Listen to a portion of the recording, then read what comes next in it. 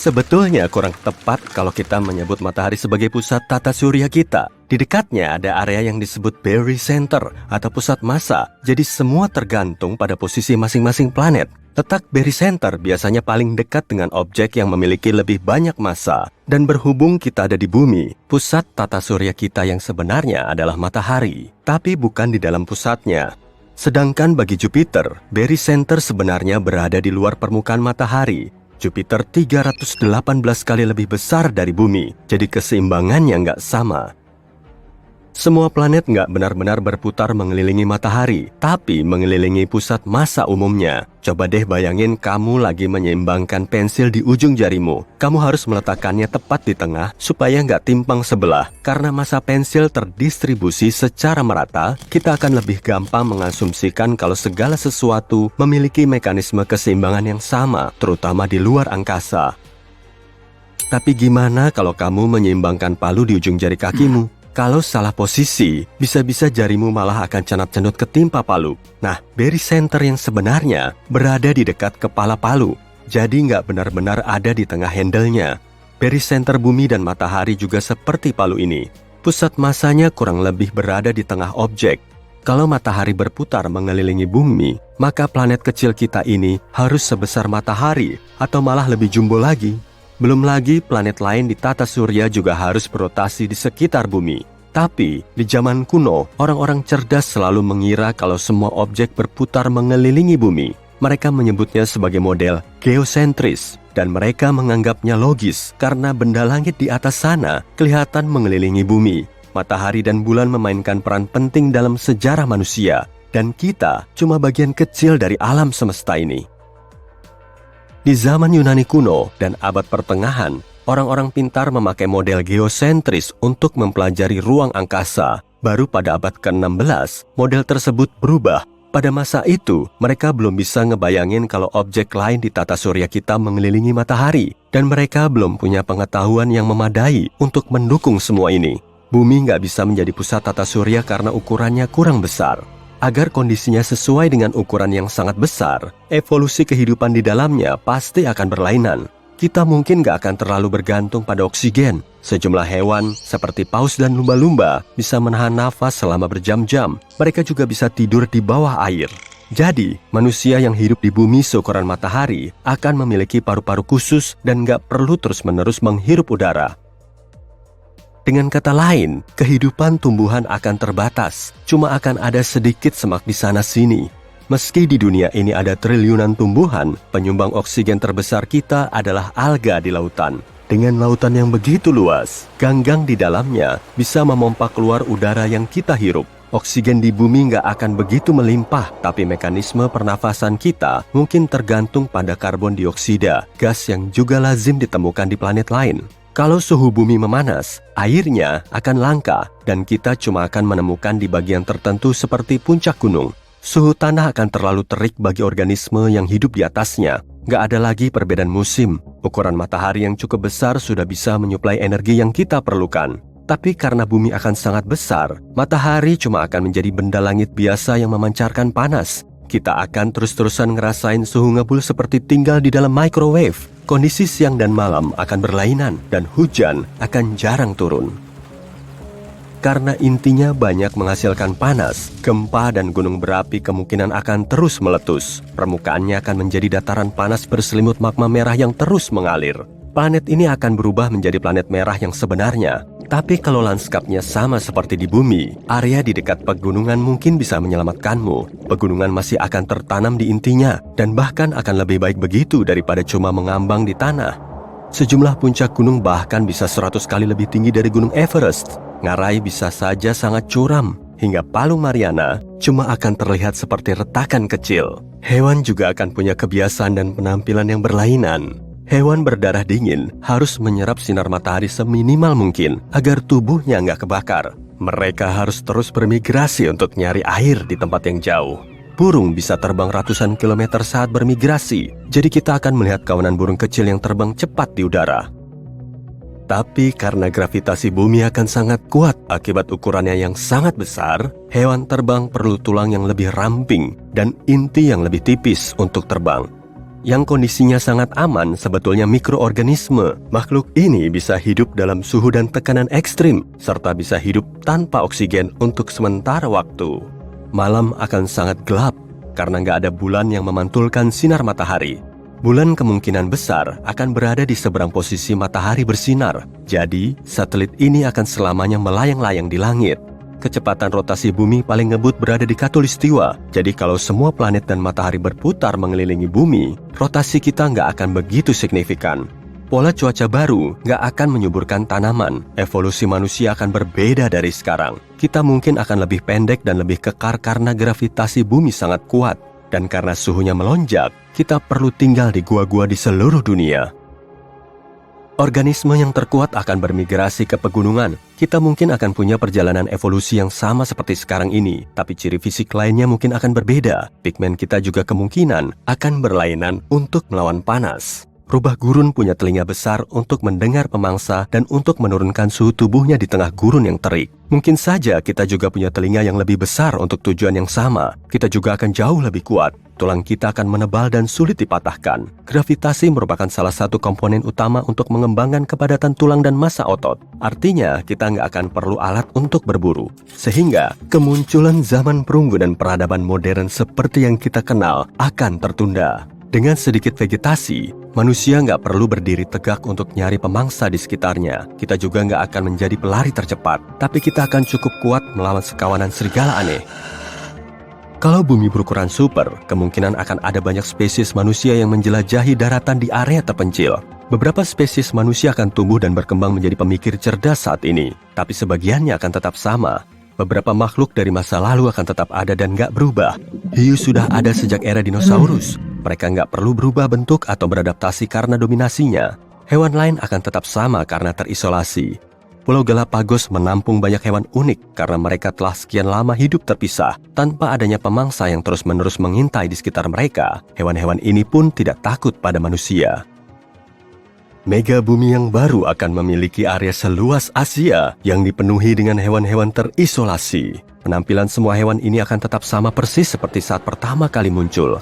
Spesies manusia di wilayah ini juga akan tetap sama karena mereka nggak akan pindah atau bereksperimen. Pola makan mereka akan tetap sama dan mereka akan terbiasa dengan iklim di lingkungan mereka. Perkembangan teknologi juga akan berlangsung secara berlainan di berbagai penjuru planet ini. Karena sebagian areanya terisolasi total, mereka nggak akan bisa mengakses gadget dan penemuan baru. Kehidupan di situ akan sangat berbeda dari zaman sekarang. Daerah lain akan sangat maju sehingga penduduknya mungkin bisa terbang sendiri keluar planet untuk mencari kebenaran dan jawaban. Gravitasi kita cukup bisa bikin kita mengembangkan kehidupan. Tapi kalau ukuran bumi sebesar Jupiter, gravitasi di dalamnya akan menghancurkan kita. Dan karena ukuran matahari, bumi nggak akan lagi menjadi planet, tapi berubah menjadi katai coklat dan akan terus terbakar sampai menjadi matahari baru. Sampai sekarang, bumi sangat kecil di alam semesta kita, sehingga kita cuma sekecil serpihan pasir di tengah hamparan padang pasir. Dalam ukuran kosmik, kita ini sangat kecil dan nggak begitu signifikan bagi semesta ini. Apakah matahari bisa padam? Misalnya nih, kalau kita siram sama semua air di samudra yang ada di bumi atau bahkan lebih dari itu, bakal gimana ya jadinya? Yuk cari tahu. Alam semesta adalah tempat yang penuh misteri. Sejak dulu, para ilmuwan banyak berselisih pendapat tentang luar angkasa. Tapi kita nggak pernah meragukan keberadaan satu objek, yaitu matahari. Pusat tata surya kita. Objek ini besar, terang, dan abadi. Enggak juga sih. Sebenarnya matahari cuma bintang biasa yang terdiri dari 75% hidrogen, sedikit helium, dan sedikit banget unsur berat. Semua itu disatukan oleh gravitasi. Tapi sekitar 5 miliar tahun lagi, siklus hidup matahari akan berakhir karena hidrogen di dalamnya akan habis. Bintang kita ini perlahan akan membesar dan ukurannya akan jadi tak terbayangkan. Lalu matahari akan mulai melahap semua planet yang ada di dekatnya. Saat itulah kita menyesal berada di dekat matahari. Setelah melahap semuanya, bintang ini akan menjadi raksasa merah selama 1 miliar tahun lagi. Dan cepat atau lambat, sang surya akan menyusut, lalu redup, berubah menjadi katai putih. Pada akhirnya tak akan ada yang tersisa dari bintang ini selain nebula, planet terterang, dan berwarna-warni.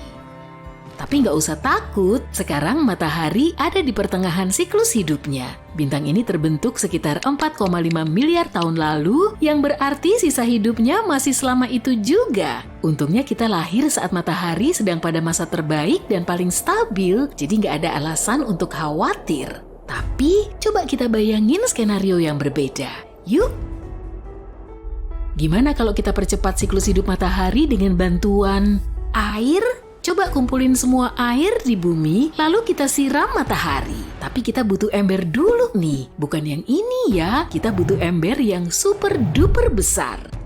Ember yang bisa nampung air sekitar 1,3 miliar kilometer kubik. Diameternya setara dengan jarak dari Washington ke Chicago. Atau kalau cuma ada ember biasa, jumlahnya harus ada 70 kuintilium, yang berarti nolnya ada 18. Bayangin dapat ember sebanyak itu, waktunya memadamkan matahari. Kita siram bintang ini dengan air tadi, tapi kok nggak padam? Seriusan? Tapi coba lihat deh, matahari mungkin kasihan sama kita dan mengeluarkan sebuah suar matahari kecil. Ternyata seluruh air di bumi cuma setetes untuk matahari. Manusia sering meremehkan ukuran matahari dibandingkan planet kita. Sebenarnya, sebanyak 1,3 juta bumi bisa muat di satu matahari. Pantesan aja matahari nggak akan padam atau lebih dingin. Malah mungkin nggak sadar dengan tindakan kita. Tapi jangan nyerah, pokoknya kita pengen matahari padam. Apa yang terjadi kalau air yang kita siramkan itu cukup? Sebanyak apa sih yang dibilang cukup itu? Ingat ember sebanyak kuintiliunan tadi? Kali ini kita butuh sekitar 370 oktiliun ember air. Berarti nolnya ada 27. Ngebayanginnya aja susah. Yang jelas airnya banyak banget dan sekarang siram matahari lagi. Wow, lihat uapnya. Tapi matahari tetap nggak padam. Bintang ini malah berterima kasih dan jadi semakin besar dan terang. Loh, kenapa bisa gitu ya? Jadi begini, matahari itu bukan api unggun. Di dalam api unggun dan lilin terjadi proses pembakaran kimiawi. Saat kita menyiram api dengan air, air menyerap panas dari api dan mendinginkannya sampai nggak bisa lagi terjadi reaksi pembakaran. Air juga mencegah api terpapar oksigen, intinya air menghentikan proses kimiawi. Sedangkan pembakaran pada matahari berbeda, meskipun kita bilang matahari panas membara, pembakarannya nggak seperti api. Reaksi yang terjadi di matahari disebut fusi nuklir. Ini adalah reaksi paling brutal dan liar di alam semesta. Ada banyak lapisan hidrogen di dalam matahari. Kalau kita ambil 4 atom hidrogen dan membenturkannya satu sama lain, akan tersisa 1 atom helium. Proses pembakaran yang terjadi di matahari sedikit lebih rumit saat bintang ini mencoba melakukan reaksi fusi, proton bermuatan positif saling tolak-menolak. Butuh gaya dan energi yang besar untuk menyatukannya. Untungnya ada kekuatan ajaib di luar angkasa, yaitu gravitasi. 99,8% massa tata surya adalah matahari. Berat banget kan? Massa inilah yang menahan matahari dengan bantuan gaya gravitasi yang besar. Jadi gravitasi menyatukan berkuadriliun atom hidrogen kecil setiap detik setiap harinya. Saat bertabrakan, atom itu melepaskan energi, jadi nggak seperti api, matahari bukan butuh oksigen untuk menyala, melainkan hidrogen.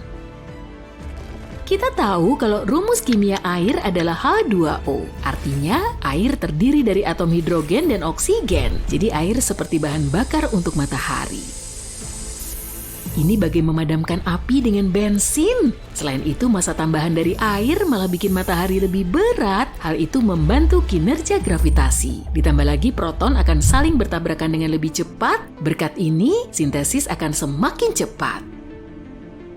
Ya ampun, matahari jadi super kuat dan sekarang melahap kita beserta planet-planet lain yang ada di dekatnya. Kalau kita terus menyiramkan air, cepat atau lambat matahari akan hancur, lapisan luarnya akan meledak, dan bintang ini akan menjadi lubang hitam. Waduh, gawat! Sekarang lubang hitam ini akan mengisap semua objek yang ada di sekitarnya. Salah langkah nih.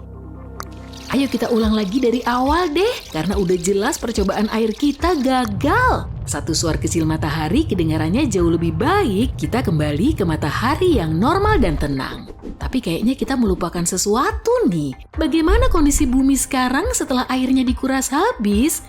Kita tahu air berperan sangat penting bagi kehidupan di bumi. Sekarang banyak banget ikan dan hewan laut mati di tempat yang dulunya lautan. Kasian banget kan?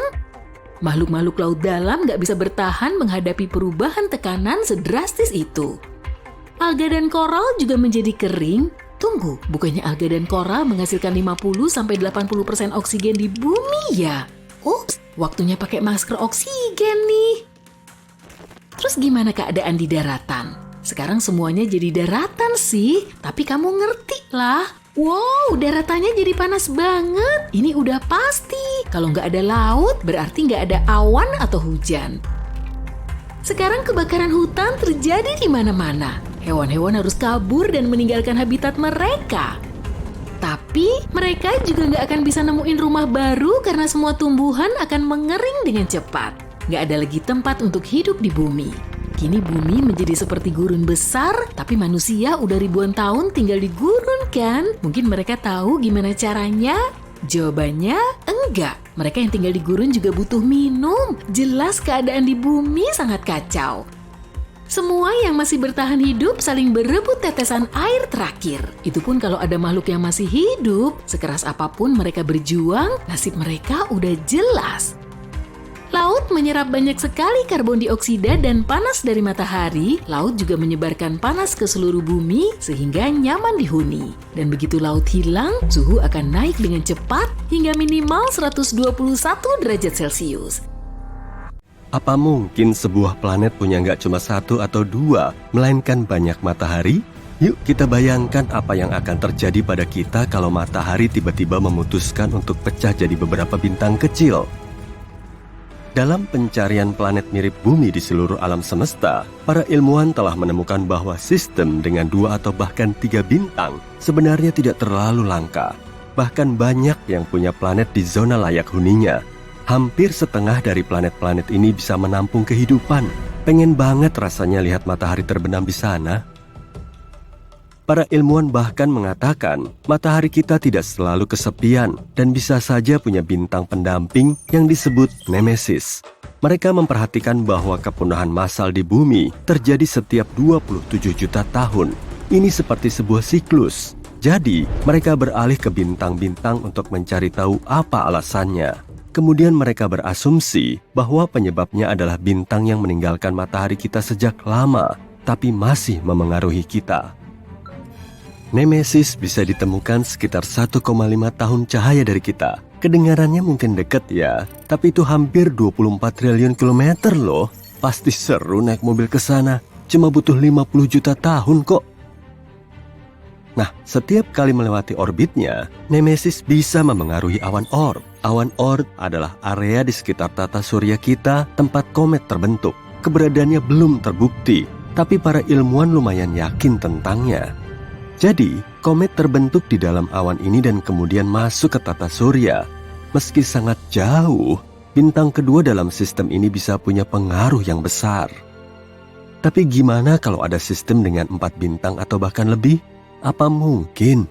Sebenarnya, mungkin aja, tapi makin banyak objek langit yang ada di dalamnya, makin sulit jadinya. Orbitnya jadi nggak stabil dan kacau banget. Dalam mekanika bintang, ini disebut masalah trisurya. Sangat sulit memprediksi orbit objek-objek dalam sistem seperti ini. Biasanya, orbitnya sangat acak dan unik.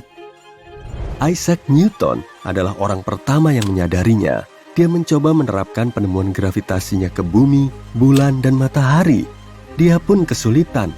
Tidak mudah untuk memahami bagaimana 3 objek bintang mengorbit begitu stabil di sekitar satu sama lain. Dan itu cuma planet dan satelit. Bagaimana kalau memasukkan beberapa bintang? Aku senang ada orang lain yang mau memperhitungkannya. Aku ya. Ngomong-ngomong, kita tahu bahwa sistem trisurya sangatlah kacau.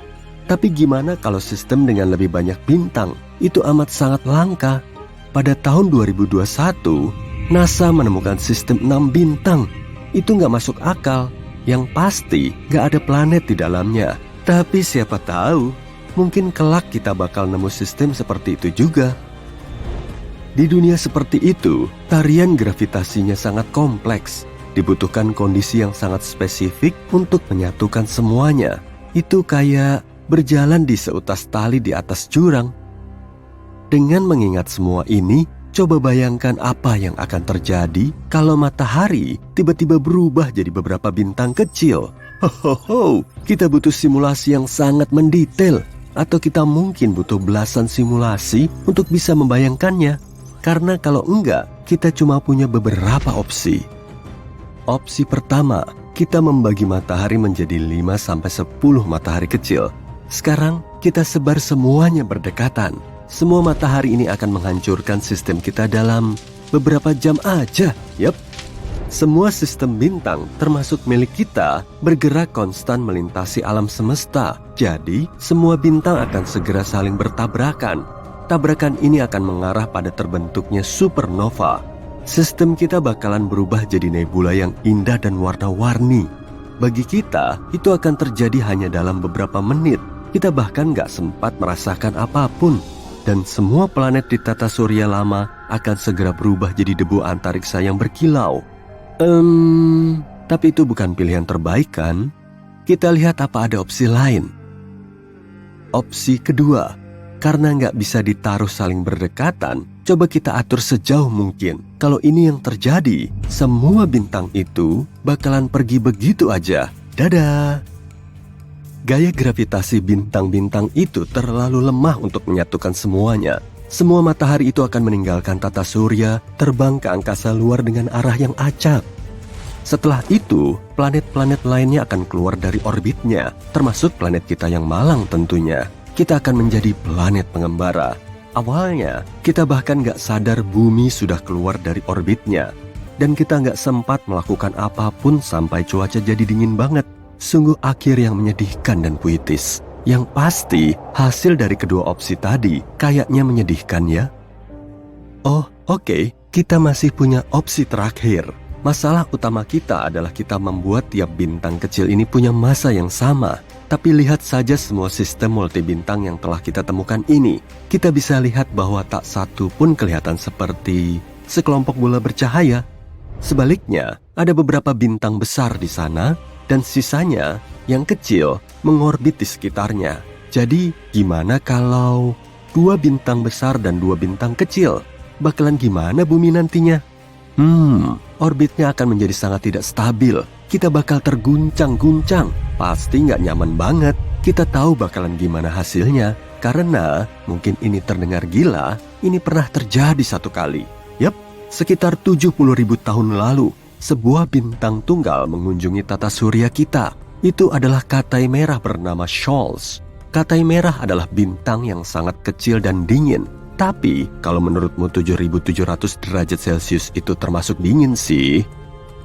Tapi, Katai Merah ini dianggap sebagai jenis bintang terlemah dan terdingin. Jadi, mungkin gak terlihat begitu besar dan terang di langit. Pada saat itu, nenek moyang kita, Homo sapiens, sudah ada menjalani kehidupan mereka. Dan coba bayangkan, mereka melihat ada bintang lain di langit yang mendekati matahari. Penasaran gimana pemandangannya waktu itu? Kemudian, Scholz melewati matahari dan terbang ke suatu tempat yang lebih jauh untuk menjelajahi angkasa luar. Kamu pasti mengira akan ada banyak bencana kan? Kalau beneran terjadi, kamu gak bakal bisa nonton video ini sekarang. Tapi dari cerita ini, kita bisa lihat apa yang terjadi pada bumi selama peristiwa bintang seperti itu. Pada saat itu, sejumlah besar aktivitas vulkanis terjadi di planet kita. Juga ada hujan meteor yang hampir memusnahkan kita. Nenek moyang kita pasti pernah mengalaminya. Hal serupa akan terjadi di planet hipotesis kita yang punya 4 matahari. Tapi dalam skala yang jauh lebih besar, aktivitas gunung berapi yang konstan, gempa bumi, tsunami. Selain itu, panjang hari akan berubah, sama seperti panjang semua musim dan 1 tahun secara keseluruhan. Semua nggak akan stabil lagi karena perubahan gravitasi yang teratur. Dengan kata lain, kamu nggak akan tahu kapan musim dingin tahunan atau musim panas yang terik akan datang. Dan saat kita tepat berada di tengah-tengah 2 bintang, malam nggak akan ada. Kedua bintang itu akan menerangi kedua bagian planet kita, dan kita harus tidur di bawah sinar matahari yang cerah. Dan kalau menurutmu ini sudah buruk, ingat, kita juga akan diserang oleh lebih banyak sinar ultraviolet dan angin surya karena 4 matahari kita. Warnanya juga akan berubah. Matahari akan jadi katai merah yang warnanya jingga merah mencolok di langit. Kita juga akan melihat lebih banyak gerhana matahari, tapi bukan bulan, matahari yang akan menutupi matahari lainnya. Mungkin cuma akan sedikit lebih gelap. Jujur, mustahil akan ada yang bertahan di bumi setelah semua ini. Mungkin aja sih, tapi silakan coba 100 simulasi sendiri kalau kamu ingin memastikan. Tapi secara teori, kita bisa bertahan dalam sistem bintang biner sederhana. Misalnya, di salah satu sistem yang terdiri dari 2 bintang berdekatan. Keduanya harus 2 kali lebih kecil dari matahari kita. Nah, ini baru skenario yang sempurna. Dan itu sangat mungkin di masa depan. NASA saat ini sedang mengerjakan rencana untuk merelokasi keturunan kita ke Proxima Centauri b. Ini adalah planet di dekat sistem bintang yang paling dekat dengan matahari kita, Alpha Centauri. Dan siapa tahu, mungkin kelak kita akan benar-benar pindah ke sana. Terus kita bisa melihat bagaimana rasanya hidup dengan beberapa matahari.